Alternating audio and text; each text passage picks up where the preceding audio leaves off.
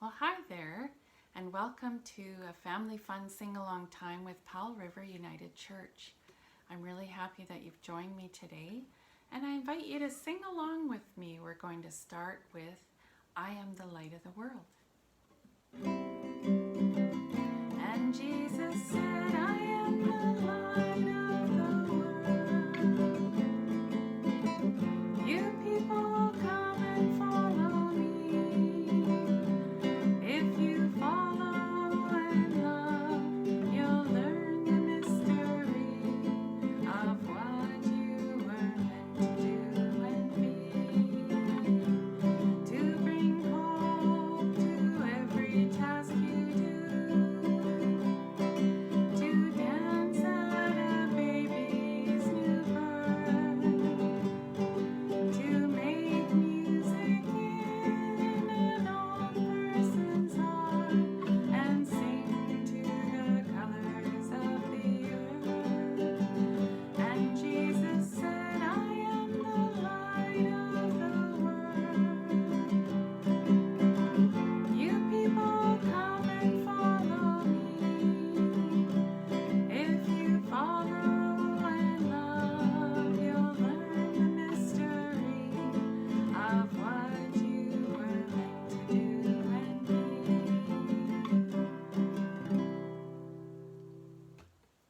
Great job. Okay, now I've got another song for you. This one is kind of a medley. Do you know the word medley? It's kind of when we join a few different songs together and just sing them all together. This song is kind of a medley. Everything is beautiful in its own way, like a starry summer night or a snow white cloudy winter day. Everything is beautiful in its own way. Under God's heaven, the world's going to find a way. It's a small world after all. It's a small world after all. It's a small world after all. It's a small, small world. It's a world of laughter, a world of tears, world of hope and a world of fears. There's so much that we share. It's time we're aware. It's a small world after all. Everything is beautiful in its own way, like a starry summer night, snow white cloudy winter day. Everything is beautiful in its own way. Under God's heaven, the world's gonna find a way. There is just one moon and one golden sun. A smile means friendship to everyone. There's so much that, though the oceans are wide and the mountains divide, it's a small world after all. It's a small world after all.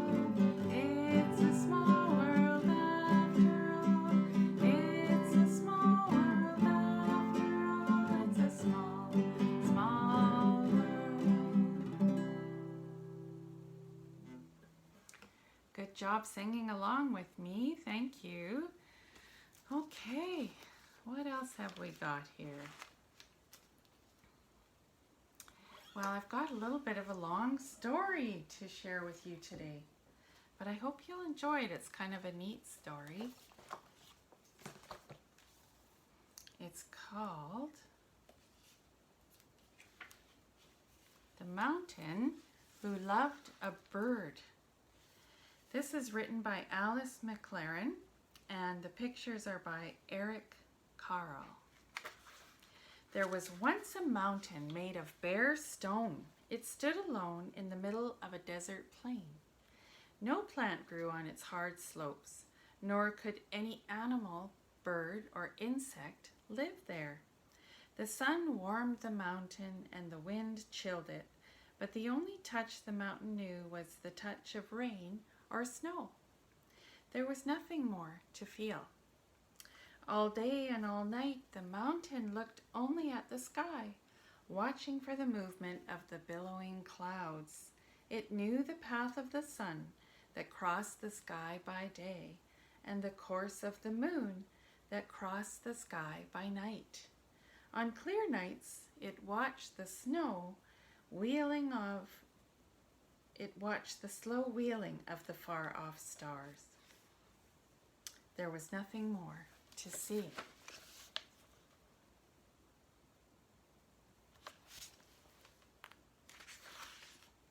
Then one day a small bird appeared.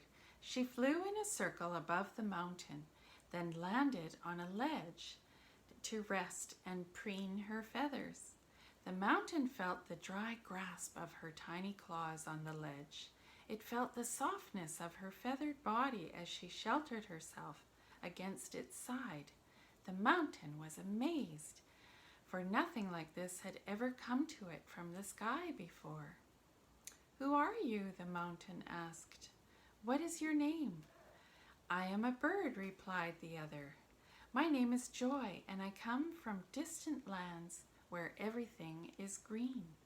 Every spring I fly into the air, looking for the best place to build my nest and raise my children. As soon as I have rested, I must continue my search." "I have never seen anything like you before," said the mountain. "Must you go on? Couldn't you just stay here?" Joy shook her head. "Birds are living things," she explained. "We must have food and water. Nothing grows here for me to eat. There are no streams from which I could drink. If you cannot stay here, will you come back again someday?" asked the mountain.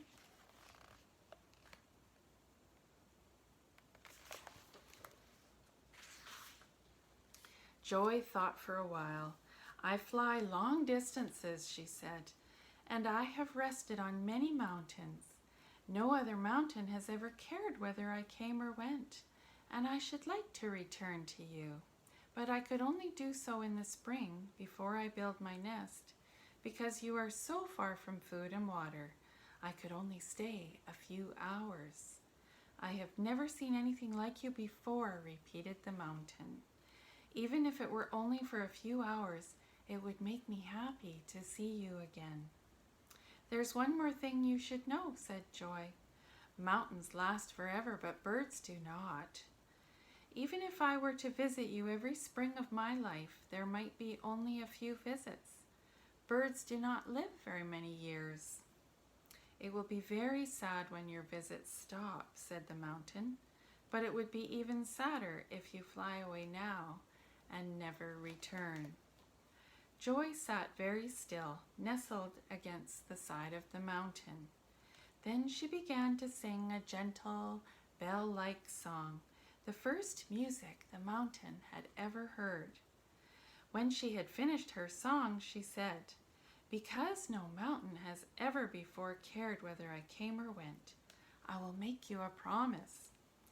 Every spring of my life I will return to greet you and fly above you and sing to you. And since my life will not last forever, I will give to one of my daughters my own name, Joy, and tell her how to find you. And she will name a daughter Joy also, and tell her how to find you. Each Joy will have a daughter Joy, so that no matter how many years pass, you will always have a friend to greet you and fly above you and sing to you." The mountain was both happy and sad. "I still wish you could stay," it said, "but I am glad you will return." "Now I must go," said Joy, "for it is a long way to the lands that have food and water for me. Goodbye until next year."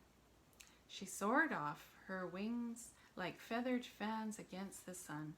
The mountain watched her until she disappeared into the distance.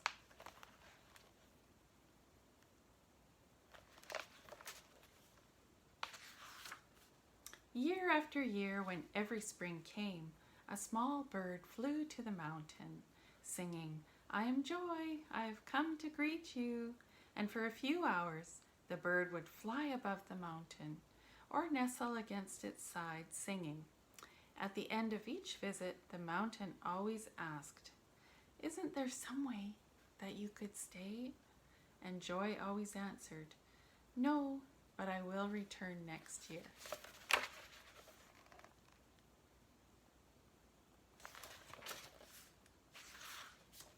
Each year the mountain looked forward more and more to Joy's visit. Each year it grew harder and harder to watch her go. 99 springs came and went in this way.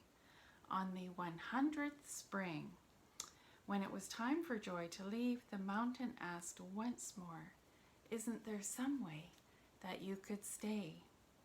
Joy answered as she always did, "No, but I will return next year." The mountain watched as she disappeared into the sky, and suddenly its heart broke. The hard stone cracked, and from the deepest part of the mountain, tears gushed forth and rolled down the mountainside in a stream. The next spring, a small bird appeared singing, "I am Joy, I have come to greet you." This time the mountain did not reply. It only wept, thinking of how soon she would have to leave, and of all the long months before she would come again. Joy rested on her ledge and looked at the stream of tears. Then she flew above the mountain and sang, as she always had. When it was time for her to go, the mountain still wept. "I will return next year," said Joy softly, and she flew away.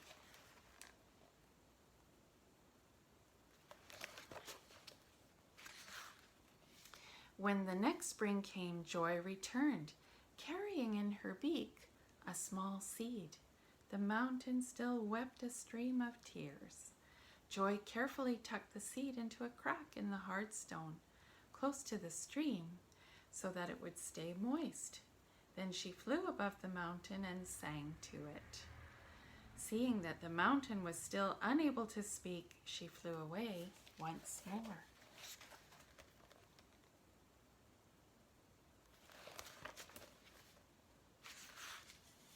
During the weeks that followed, the seed in the crack of the rock began to send down tiny roots. The roots reached into the hard stone little by little, spreading into yet smaller cracks, breaking through the hardness. As the roots found water in the cracks and drew food from the softening stone, a shoot rose from the seed into the sunlight and unfolded tiny green leaves. The mountain, however, was still deep in sorrow, blind with tears. It did not notice a plant so small. The next spring, Joy brought another seed, and the spring after that, another. She placed each seed in a protected place near the stream of tears and sang to the mountain. The mountain still only wept.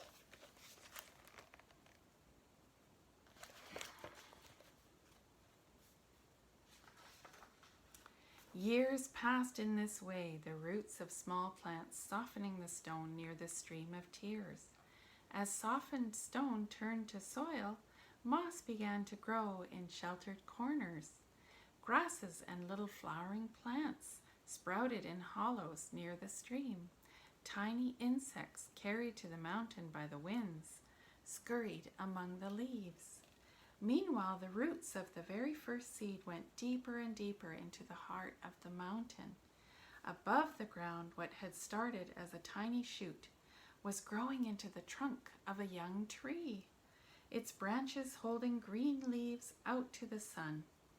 At last, the mountain felt the roots reaching down like gentle fingers, filling and healing the cracks in its heart. Sorrow faded away, and the mountain began to notice the changes that had been taking place. So varied and wondrous were all these things. The mountain's tears changed to tears of happiness. Each year joy returned, bringing another seed. Each year more streams ran laughing down the mountain's sides, and the ground, watered by the new streams, grew green with trees and other plants.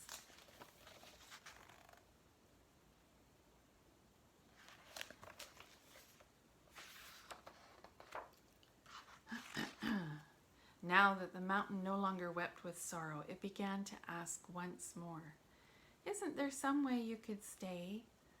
But joy still answered, "No, but I will return next year."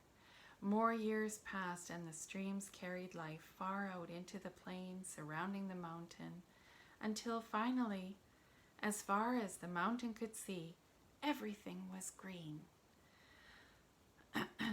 From lands beyond the horizon, small animals began to come to the mountain. Watching these living things find food and shelter on its slopes, the mountain suddenly felt a surge of hope. Opening its deepest heart to the roots of the trees, it offered them all its strength. The trees stretched their branches yet higher toward the sky, and hope ran like a song from the heart of the mountain into every tree leaf.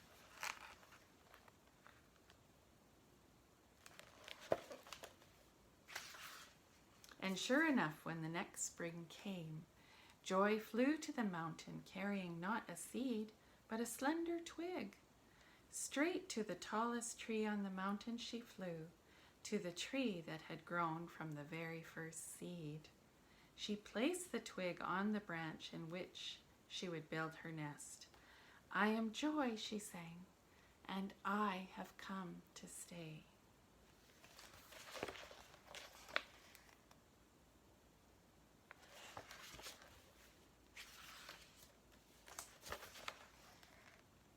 There she is in her nest.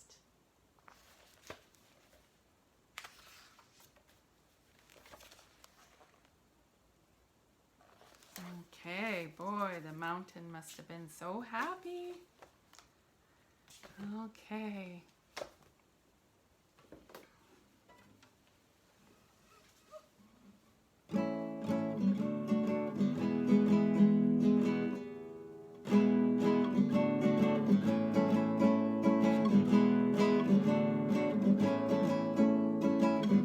If you wake up and you don't want to smile, if it takes just a little while, open your eyes and look at the day.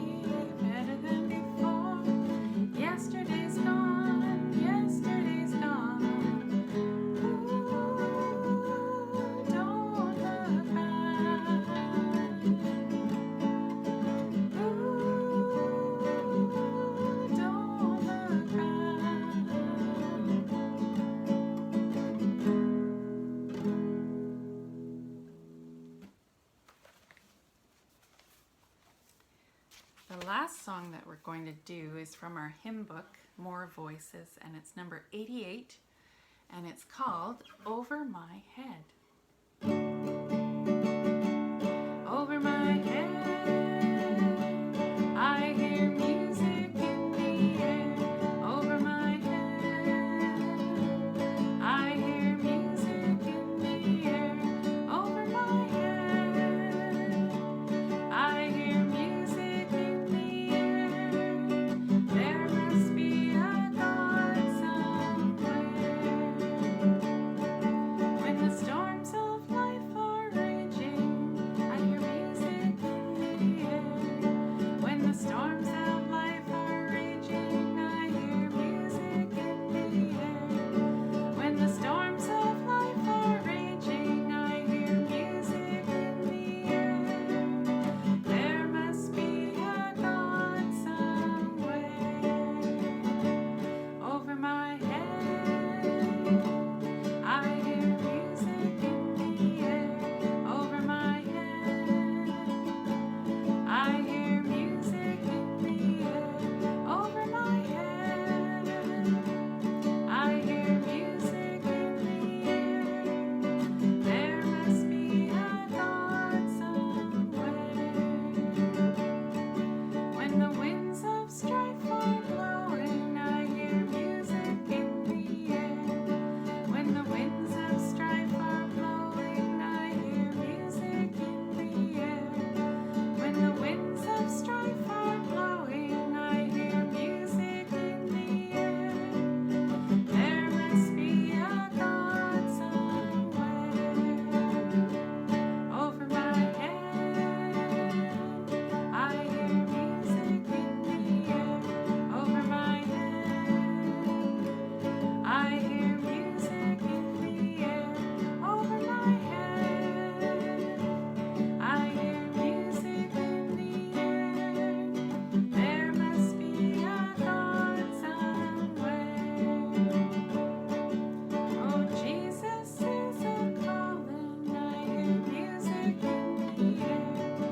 Oh, Jesus is a calling, I hear music in the air. Oh, Jesus is a calling, I hear music in the air. There must be a God somewhere. Over my head, I hear music in the air. Over my head, I hear music in the air. Over my head, I hear music in the air. There must be a God somewhere.